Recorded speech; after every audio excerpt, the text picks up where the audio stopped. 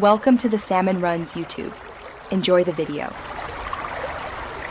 You begin by choosing band count and crossover points to match your material, lows for sub, mids for presence, highs for air. Solo bands and set gentle attack and release to hear how each region responds. Next, lower thresholds until you see modest gain reduction, aiming for 2 to 6 dB on peaks, so you control dynamics without squashing tone. Once done, bypass and compare to hear the impact. Make sure the split points preserve natural transitions between bands. Now you tune each band's compressor to the material. Set a lower ratio and slower attack for bass to keep punch, choose a higher ratio and faster attack for mid-range that masks vocals or guitars, and use light compression on highs for sparkle control. Use knee and look ahead to avoid clicks, and employ sidechain filters to prevent low-end pumping.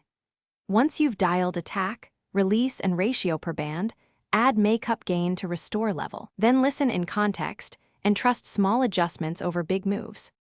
Finish by balancing band output so tonal balance is natural. Automate band gains through song sections and check mono to catch phase issues. If transient peaks still jump out, add a gentle master limiter or reduce makeup gain rather than overcompressing. If you hear pumping, distortion, or smeared transients, try slower attack or faster release and widen crossover slopes to reduce gain change interactions. If problems persist, bypass each band individually to isolate the source. This quick isolation reveals which band needs correction. Thanks for watching. Consider subscribing if we helped you.